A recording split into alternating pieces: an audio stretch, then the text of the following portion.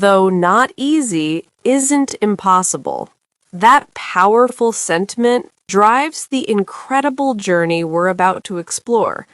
True determination allows no bodily pain, hunger, sleeplessness, harm from others, the passing of time, or insults to distract us from our work. Today, we're diving into the memoirs of M. Muthusubramaniam, whose book, Where There Is a Will, chronicles his path from India to becoming a professor in the United States. His story is a testament to perseverance. Dedicated to his wife Veda and children Soumya and Prabhu, who supported him through thick and thin, mostly thin finances, and to the youngsters aspiring to venture abroad. M. Muthusubramaniam credits God Almighty for his long, healthy life and strong mind. He owes a great deal to his parents, who, despite having 9 children, 2 still in college, 1 sister unmarried, and another who just delivered a baby, wholeheartedly blessed his departure. His wife Veda and their young children, Soumya and Prabhu, had to stay in India for 20 long months before joining him, and then bravely moved with him across different states. His daughter-in-law, Anjali, even encouraged him to start the blog that eventually became this book. The story truly begins on December 26, 1976. For the first time in his life, Muthusubramaniam boards a plane, an Indian Airlines flight from Madras Meenambakkam Airport, heading to Chicago via Bombay, London, and New York. He's gained admission to Northwestern University, or NU, to pursue his MS degree. He's already traveled a long way, not just geographically, but through a life of service.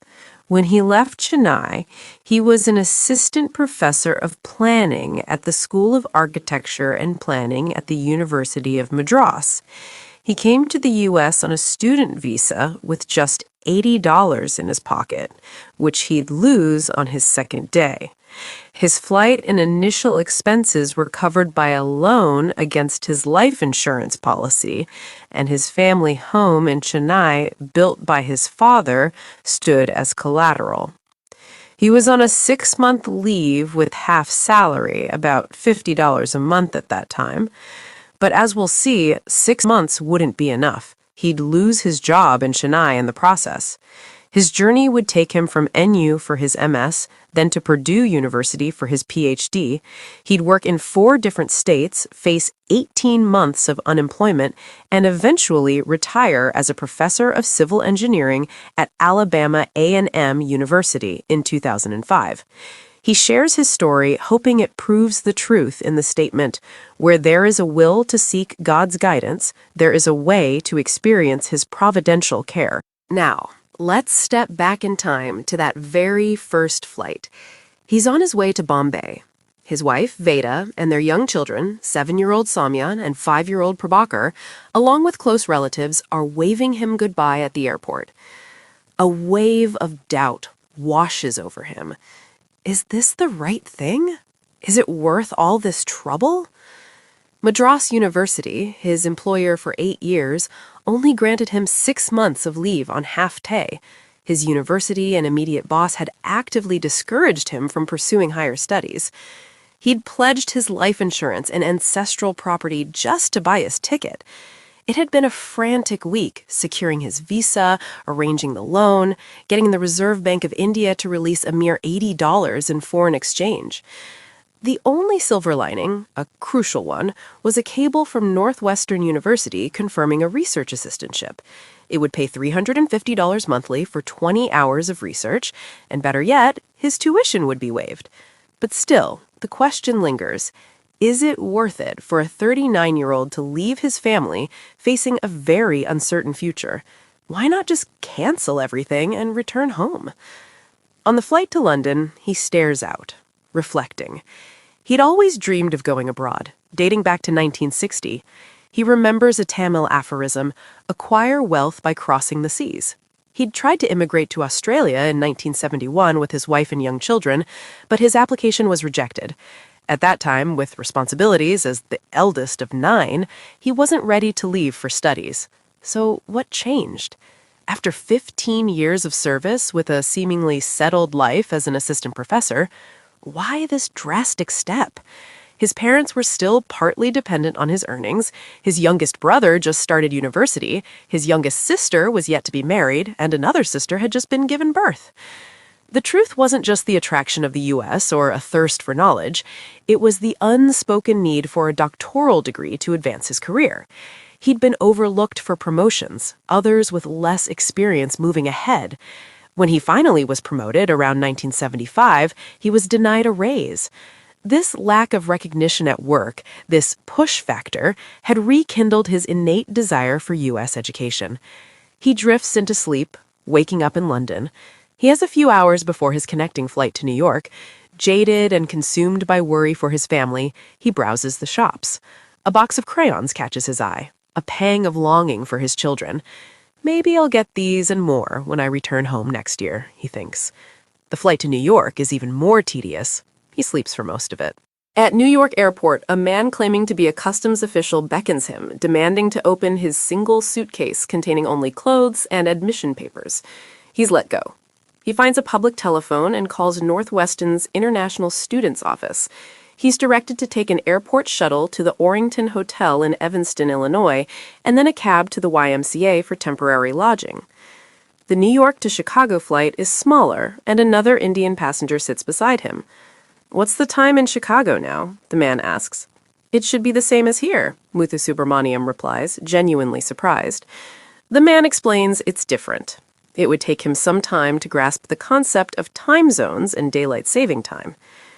Arriving at Chicago O'Hare, he's in an airport shuttle, wearing a full suit and his father-in-law's overcoat. Outside, heavy snowfall blankets the landscape, and ladies bundle up in heavy fur coats. He dismisses it. These people are making a big fuss. It cannot be all that cold. The bus reaches Hotel Orrington. He hails a cab to the YMCA, only to realize later it was barely 3 furlongs away. As he pays the cab driver, the man asks, "Do you have a dime?" Muthu Subramaniam stares blankly, unfamiliar with the coin.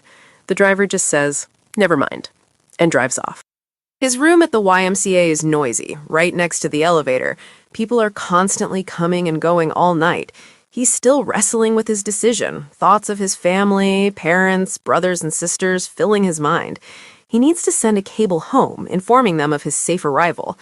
The next morning, he descends to the restaurant for breakfast, then begins the 10-minute walk to the tech building at Northwestern University to meet his advisor, Dr. George Peterson. The cold is biting. His Indian sweater, pap, gloves, and overcoat are no match. His brand new ambassador shoes, a top-of-the-line pair from Bata costing about 150 rupees, have already shrunk and his feet ache. He easily finds Dr. Peterson's office, who greets him with a smile, quickly giving him an orientation and taking care of the initial paperwork. He's directed to the International Students Office, and then to get his Social Security card. There, he meets Ahmed Naziri B. Mohammed, a Malaysian student sponsored by his government to study music, also staying at the YMCA. At a thrift shop, Muthu Subramaniam buys a full-length overcoat with a hood for a mere $6. He sends that cable home, reassuring his anxious family. But a profound setback immediately follows. Reaching his YMCA room, he discovers his wallet is missing. It contained most of his money. Only a few dollars in change remain in his pocket. He realizes what he thought were side pockets in his new thrift store coat were actually holes meant to access his pants pockets or warm his hands. Did his wallet slip through there? He retraces his steps to Western Union, searching frantically in the fresh snow, but it's gone. His passport, thankfully, is safe. He reports the loss to the police. It's already late. Tomorrow is New Year's Eve, then New Year's Day. He'll have to wait until Monday, January 3rd, to meet his professor and see what can be done. He spends the weekend wandering, exploring with his new Malaysian friend. He attempts to ride Chicago's L train, only to find himself going the wrong way, confused by the right-hand track system, so different from India. He quickly learns to get off when an official checks for tickets, then boards the correct northbound train. He's impressed by the automatic coffee vending machine in the police station, delivering steaming hot coffee for a quarter. He marvels at the simplicity of U.S. currency, with only 4 coins, yet no problem getting exact change, a stark contrast to India. He recalls a story about a wealthy man who turns off the light during an interview to save money, implicitly revealing the secret to his success, a kind of frugal efficiency he observes here. As he walks around, he sees a travel agency, a new hope kindling that he might, one day, earn enough to bring his wife and children to visit. Monday, January 3rd, 1977. He meets Dr. Peterson, who helps by arranging an advance from his assistantship and suggests reporting the wallet lost to the police, which he'd already done. He signs up for a full 12-hour course load: regional economics, multivariate statistics, operations research, and a special project. He looks for a mailbox to send a letter home, only to find it's blue, not the familiar red of India. He moves into Louder Hall at the seminary with Mr. Mohammed, getting a room for $80 a month. Things move smoothly. He receives a key to the main door and the graduate student's office at the Tech Institute, giving him 24/7 access to study or use the computer center. He gets his picture taken for his ID card, but the workload is immense. Every night, before sleeping, the separation from his family weighs heavily. Letters take 2 weeks to reach home and another 2 for a reply. Most of his research involves card punching and duplicating papers. His meals are sparse: 2 slices of bread, supplemented by oatmeal cookies from a vending machine. Regional economics, taught by an Afro-American professor, is all mathematical modeling, much of it over his head.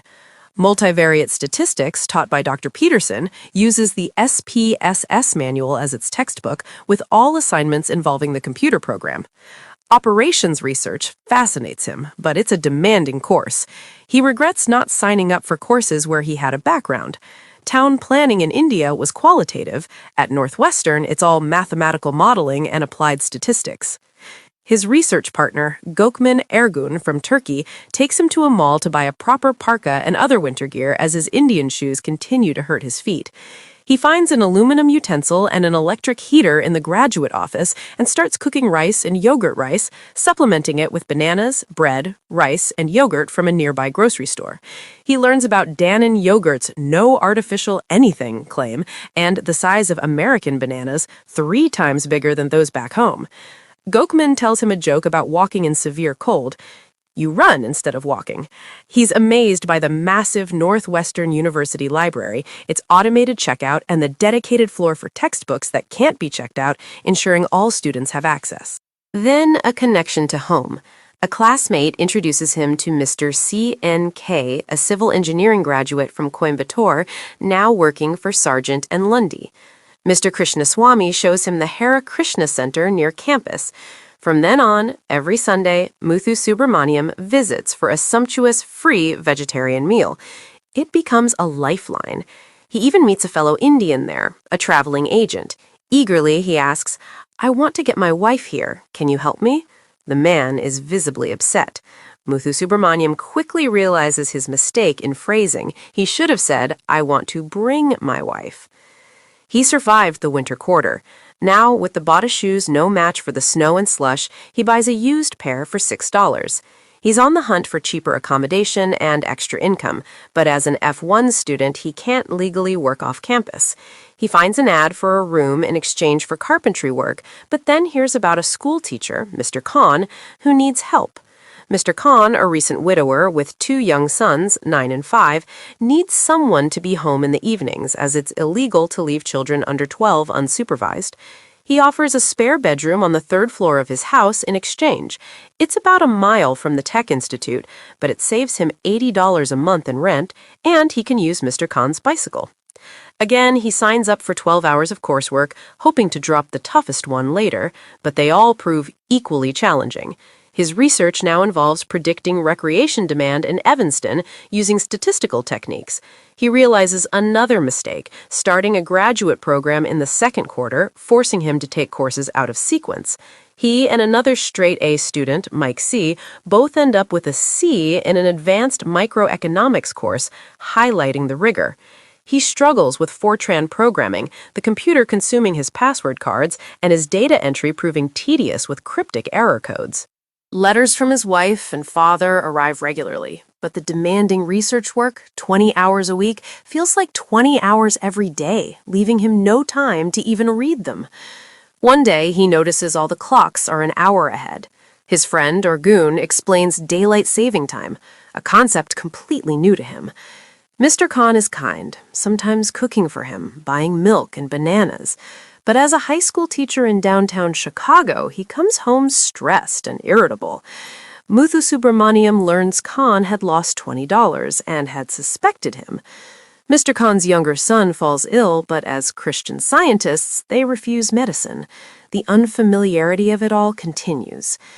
Summer arrives and his research heats up. He decides to move out of Mr. Khan's house, needing more time at the Tech Institute. He finds a room at 2000 Sherman for $80 a month.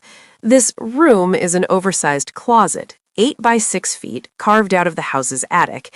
It has just a bed, a small desk, and a chair. There's a common bathroom and refrigerator shared by 5 or 6 tenants. Yet he finds enough space for his daily Surya Namaskar, a 12-posture yogic exercise. One day he locks himself out of this tiny room, wrapped only in a towel after a shower.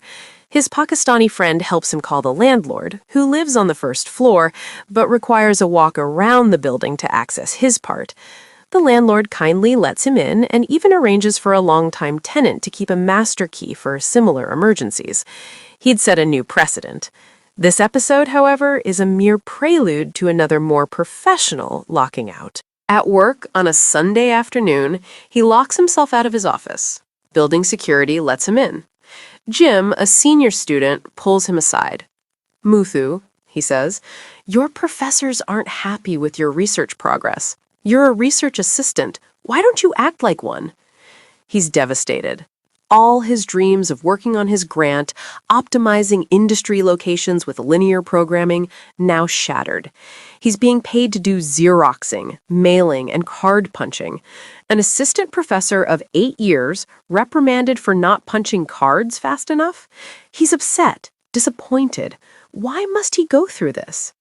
Later, he'd realize their helpfulness, their training, leading to his master's thesis based on this very study, and even an offer for full-time research and a PhD at NU. Stressed and confused, he seeks psychiatric counseling at the University Health Center. His friend Gokman jokes, "After a while, you'll start advising the counselor." After a few sessions, the counselor seems perturbed, ending their meeting abruptly. Muthu Subramaniam later learns a student shot one of the psychiatric counselors. He stops going. He meets Kamal from Hyderabad, who helps in a student cafeteria for 1 meal a day, 5 days a week. Muthu Subramaniam, a vegetarian with a sensitive stomach, tries it. The buffet is open choice. He fills up on milk, fruit juice, fruit salad, cottage cheese, honey, bread and vegetarian macaroni and cheese, rice, and yogurt. The work is easy, sorting dishes. Between the cafeteria and the Sunday Hare Krishna feasts, his nutrition is finally taken care of. A nagging stomach pain leads him to the University Health Center, where he's advised to eat whole wheat bread, peanut butter, and a banana. He adopts this for his afternoons. His milk in the common refrigerator leads to an incident. A tenant warns him about food theft, only for his Pakistani friend to reveal the warning tenant is the actual thief. His bicycle is damaged in an accident, dynamo light and brake cable cut, but it doesn't bother him much. His pants, once loose from weight loss, are now tight again with his improved diet. With summer weather and his bicycle, his mobility improves, leading to more opportunities for supplemental income. He finds house cleaning jobs earning $6 an hour, with trusting owners leaving keys in secret places. Window cleaning and lawn work add to his earnings, and his bank savings begin to build. He has no coursework over the summer. He focuses on his research project, becoming proficient in the statistical package for social sciences, enjoying the computer center with helpful consultants. It's his first autumn in Chicagoland. His wife and children are staying with her parents in Madurai. He hopes to finish his work and return home. He signs up for 2 more courses for his MS, both in civil engineering. He dives into the statistical analysis of research data using SPSS to condense 20 recreational demand factors into a few dimensions, then developing a stochastic model. He sees the direct application of his coursework, appreciating the system, curriculum, and professors. A new opportunity arises, a resident supervisor position for Saudi Arabians training in traffic control at Kendall College. He's immediately hired as a lead supervisor, getting a free private room with a Polish graduate student as his assistant. Saving on rent and now knowing how to eat well at the hostel cafeteria, he quits his dishwashing job, keeping house cleaning as a backup. Autumn, with its changing leaves, is beautiful, but also signals the constant work of maintaining property, leaf blowing, raking, and soon, snow removal. He realizes he's becoming fully Americanized. He's abandoned his suitcase he brought from India. Only his wedding watch and a borrowed SLR camera remain from home. One night, he even catches himself dreaming in English. He browses thrift shops, fascinated by a clock radio, a device he tried to build as a hobbyist in the 1960s. He buys a working one for 50 cents, even though calculators are now common. This is a contrast to his engineering student days, when a 12-inch slide rule, costing 80 rupees, was a luxury. The last slide rule was manufactured on July 11, 1976. Winter 1978 brings a pay raise. His project advisor is on sabbatical, so he's working with Dr. Alex A., an Armenian Turk assistant professor. His coursework is complete. He just needs to finish his MS report. Dr. Alex wants him full-time and plans to pay for it. A young lady in the university administration, without his even asking, offers him $1,100 a month, a huge leap from $350. Now he can pay rent and eat 3 meals a day at the residence hall cafeteria. The Saudi trainees he supervises are noisy, with loud music. One day he finds a girl washing dishes in the restroom, the tub full of food waste, a fire hazard. Uncomfortable, and now a full-time employee, he decides to move back to 2000 Sherman, this time to the basement, and passes his house cleaning job to another newly arrived Indian graduate student. He sets his clock radio to WLS Chicago, loving the light music, and relies on its alarm to wake him in the perpetually dark basement. This winter is even worse, the second coldest since 1873, and his basement room is freezing, despite his thermals and sweater. He buys an electric blanket and requests a space heater for his head. After 14 hours of work a day, exhaustion sets in. Every night as he tries to sleep, fears for his family rush through him. He just prays and sleeps. Spring 1978 arrives, bringing his MS degree. With his increased pay, he's cleared his loan, released his insurance policy and house from the Indian bank, and saved enough for a return ticket. He's making arrangements to go home. He finds a room on Colfax Street in the Jones house with children the same age as his. He feels relaxed for the first time in a long while. He goes to a movie, but doesn't enjoy it. He attends a South Indian classical concert, a welcome taste of his native culture. He even tries pizza for the first time in Chicago, liking it, but not developing a craze for it. His thesis draft is done, extensively reviewed by Dr. Frank K., the travel demand modeling expert. He realizes how much he still has to learn about punctuation. The International Student Center arranges a Lincoln Land Tour, a 3-day bus trip through Illinois, visiting Springfield and New Salem, Abraham Lincoln's boyhood home. It's a very enjoyable trip. Yet, despite his success, a lingering desire persists. He still wants a PhD, fearing ridicule if he returns with just another master's degree. He applies to the University of Texas at Austin and contacts Purdue University. A brief phone interview with UT Austin results in a graduate assistantship with housing for $70 a month, but they demand his transcripts from grade 4. Instead, he visits Purdue, encouraged by Dr. K.S., where he finds many fellow Indians and is assured an assistantship. It's a tempting offer. Summer 1978 brings his first air travel within the USA, flying from Chicago to Detroit for a job interview at General Motors. They're looking for a graduate student to work on a newly acquired travel demand model, offering $15 an hour. The interview is unusual. The interviewer is almost selling the opportunity when a tornado warning siren blares, sending everyone to the basement. He compares it to Indian interviews, which were more like verbal examinations of school subjects. He's not selected for the GM internship, but his friends encourage him to choose Purdue over UT Austin. He takes a Greyhound bus to West Lafayette, Indiana, bidding goodbye to the Hare Krishna Center in Evanston. He arrives in Lafayette, Indiana by Greyhound. His apartment at 220-16 Nimitz Drive, West Lafayette, is already allotted. It's a spacious two-bedroom, furnished, a stark contrast to his Evanston accommodations. The School of Civil Engineering is 5 minutes a walk, and a supermarket is 2 minutes away. Purdue University Airport, the country's first university-owned airport, is also nearby. He signs up for Air Photo Interpretation and Statistical Methods 1. Summer school is fast-paced, but life is much better. He has a cubicle in the graduate student office and access to a computer room. He meets Anil Bhandari again, who explains the office is affectionately known as Ghetto, or Graduate Higher Education in Traffic and Transportation Office. He joins the McGraw-Hill Book Club, getting a massive civil engineering handbook as a free gift. In fall 1978, he arranges for his family to join him.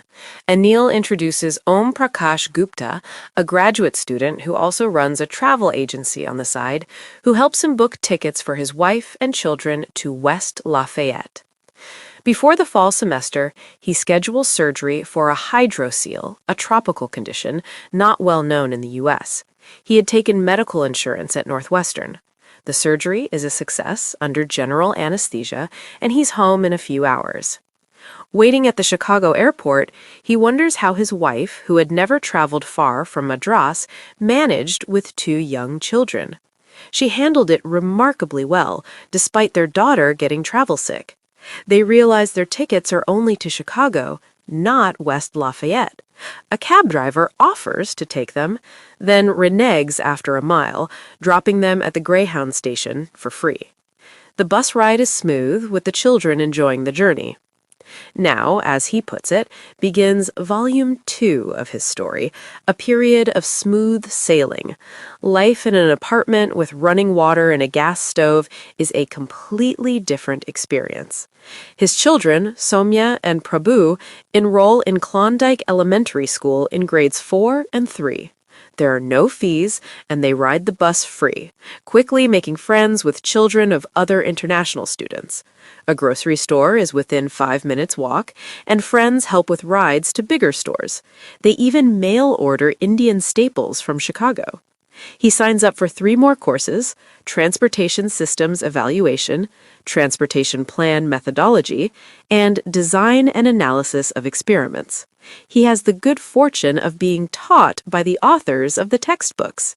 He finally buys his first car, a Chevy Malibu, a 6-cylinder gas guzzler for $500 with Anil's help. He learns to check fluid levels and gets the brakes repaired. Anil, Edward, and Abdallah teach him to drive, but winter sets in before he can take his driving test. He joins the India Students Association, attends Hindi movies, and enjoys a Diwali celebration where Veda even sings. His children delight in the Big Dipper slide at Columbian Park, which they claim is the world's biggest. Life is good. In spring 1978, while on a 3/4-time assistantship, he's teaching engineering graphics, which he finds fun. Meanwhile, he receives a letter from Anna University, formerly Madras University, terminating his services. He'd mistakenly thought he could complete his doctorate in a year and had requested an extension of his leave without pay. His 8-year employer had simply ended his service. Spring 1979 brings Veda and the children their first U.S. winter, equally harsh as Chicago. He signs up for more courses, including highway pavement design, taught by Professor Yoder, who uses a clever trick to ensure class attendance, surprise quizzes. He also takes optimization in industrial engineering, taught by 3 professors using pre-recorded video lectures, with the professor physically present, often contradicting the one on screen. As winter recedes, he finally gets his driving license. He studies diligently, driving with licensed friends. At the actual test, his friend Majid's international license is rejected, but fortunately, Benjamin, who also came along, has a valid license. He passes, including the critical parallel parking maneuver, and from then on, he accompanies Majid until Majid gets his own license. Anil, graduating, sells his Chevy Vega to Majid. His wife, Veda, even cultivates a vegetable garden provided by the university and learns to can vegetables, a necessity given the limited local produce. By summer 1979, his coursework is over, and he's on full research and full pay working on optimal resource allocation for highway maintenance. It's a peaceful, smooth sailing for him and his family, who revel in their first full American summer. But the smooth sailing doesn't last. In fall 1979, impatient to finish his studies, he hears of a faculty opening at the University of Wisconsin-Platteville, an undergraduate-only teaching university. He drives 300 miles with his family to interview. The dean of engineering offers him an assistant professor position at $18,000 a year and agrees to sponsor his green card. Driving back, navigating side roads to avoid freeways, he's pulled over by a police officer who gently admonishes him for missing a stop sign. It's an early lesson in American driving. Soon, they pack their belongings into a U-Haul trailer and set off. But misfortune strikes again. He misses a bend in the road, drives into a farm track, and hits a utility pole, totaling his car. Miraculously, no one is hurt, but he receives a ticket for property damage. A kind stranger helps him contact Padmanabhan, who brings them back to West Lafayette. Padmanabhan then drives them and their U-Haul to Platteville. Looking back, Muthu Subramaniam wonders if he should have canceled the project, taking it as a bad omen. Platteville is a small mining town of 9,000. He finds a duplex on North Washington Street. His work at Ottensman Hall is a 5-minute drive, and his children attend Westview Elementary, within walking distance. He's one of 6 new faculty, 3 from India. He teaches engineering graphics, which he manages well, and 2 challenging transportation courses, relying on his predecessor's materials. His old car is bought for $60 by the towing company, so he buys his first brand new car, a Chevy Citation, for $5,000, financed by a loan. He even buys new furniture, finally feeling settled. The winter in Platteville is harsher, at one point freezing their front door shut. The landlord has to rescue them. It seems he's found a permanent job, a future. However, toward the end of the semester, student evaluations come in, and his ratings aren't good. The civil engineering chairman and dean inform him they're seeking a replacement. The understanding at the interview was he was all but dissertation for his PhD and could finish in the summer. Now, they suddenly want a PhD and won't sponsor his green card. He calls Dr. Sinha at Purdue, who advises him to return immediately. He sells his car and household items, some of which he sends to West Lafayette with a departing colleague. A local resident drives his family to West Lafayette for the cost of gas, and they stay with an American couple for 2 weeks until an apartment is ready. Spring 1980 brings another shock. Back at Purdue, Dr. Sinha tells him he's given his research topic to another student and will assign him a new one. This could delay his graduation by a year. Beggars are not choosers, he replies, a statement Dr. Sinha doesn't appreciate, but he lets him continue his original project. Living without a car is impossible with the family, so he buys his 3rd used car, an AMC Gremlin, another gas guzzler. He secures a teaching assistantship for Introduction to Civil Engineering, grading quizzes and tests. A lecturer mentions professional licensing, an 8-hour open book Fundamentals of Engineering, or FE, exam. The topics are basic engineering from his first 2 years of college, plus engineering economics, which he'd learned in a course. He registers for the FE exam, studying a McGraw-Hill publication to refresh knowledge from 20 years prior. He passes. This, he'd realize 8 years later, was a very wise move. He sells the ineconomical Impala and buys his fourth car, an AMC Gremlin. Life settles into a routine. Veda manages the household, the children thrive in school. During a Christmas break, in a strange twist of fate, he browses a local bookstore and finds his own civil engineering handbook, the free gift from the McGraw-Hill Club, with his address label still intact. It was stolen from the graduate student office and sold. The store manager refuses to return it, forcing him to buy back his own book for $34. Other students, realizing what happened, find gaps on their own shelves where their own valuable textbooks once were. As he nears his PhD completion in July 1981, he starts job hunting. He gets an interview with the University of Portland, Oregon, a private Catholic university. He accepts their offer. His thesis defense, the final hurdle, is scheduled. Despite a deficiency found by Professor Ravindran, he insists on completing it then, rather than starting his new job and returning later. He finishes the extra work in a few weeks. Then, a visa problem. He seeks approval for a 6-month practical training work permit. The immigration officer in Gary, Indiana, flatly refuses, arguing he already had practical training at Northwestern. "You have 2 weeks. Pack up and go home," she declares.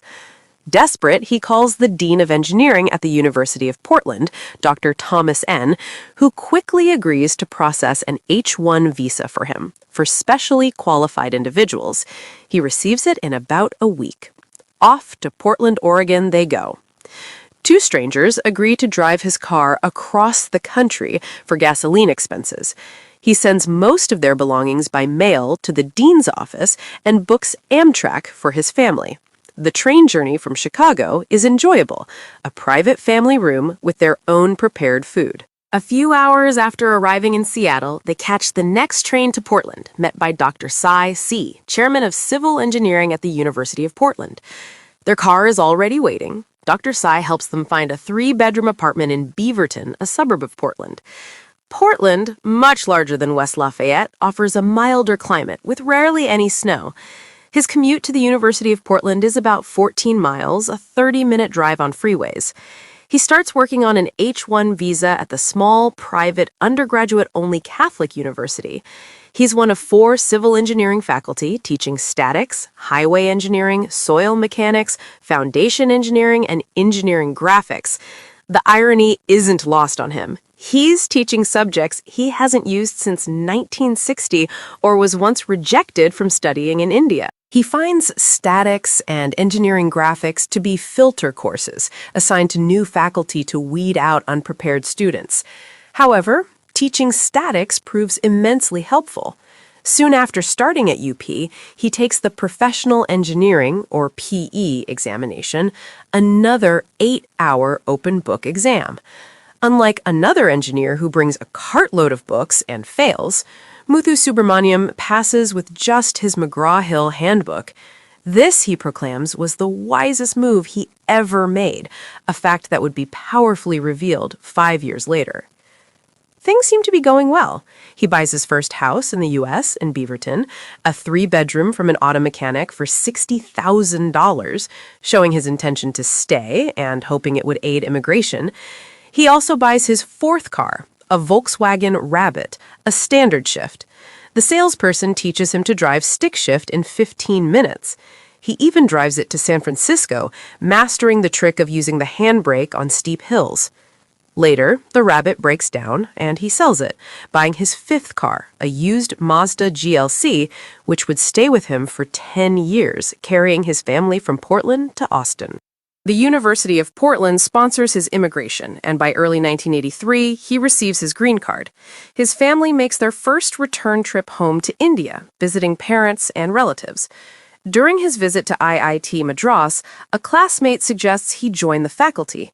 He declines, feeling it would be unfair to Dean Nelson and UP, who sponsored his green card. A year later, he'd regret this decision deeply. another rude awakening hits. He applies for tenure and promotion after 3 years at UP. Both are denied.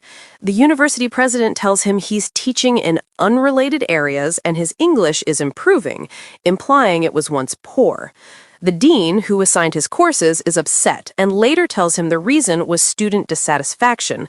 Muthu Subramaniam realizes his struggle to prove himself, to gain promotion based on his work and qualifications, is no different in the U.S. than it was in Madras. He quits the University of Portland. He secures a postdoctoral position at the Center for Transportation Research at the University of Texas, Austin, with just a phone call.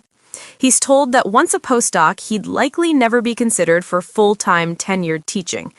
After 2 years, he's given a pink slip, without time to make alternate arrangements. His children are in high school. The family struggles through 2 years of unemployment, a year teaching in Malaysia, and 4 years of underemployment in a private civil engineering firm. Finally, in 1992, they moved to Huntsville, Alabama, where he accepts an associate professorship at Alabama A&M University. After repeated trials, he's promoted to Professor of Civil Engineering in 1997, retiring in 2005. His PE license, obtained years earlier, proves invaluable during his period of underemployment, allowing him to be hired by a local civil engineering firm. M. Muthu Subramaniam relates his story, hoping it will encourage those facing job loss or stress, preventing a single mishap by showing that by just hanging in, one can reach their goal. Life, though not easy, is not impossible, he affirms. His journey, marked by perseverance, setbacks, and triumphs, is a powerful echo of the 17th century Tamil poem. He who is determined to finish what he has begun does not let his bodily pain, his hunger, missing regular sleep, others who cause harm, the passing of time, and the insults of others distract him from his work.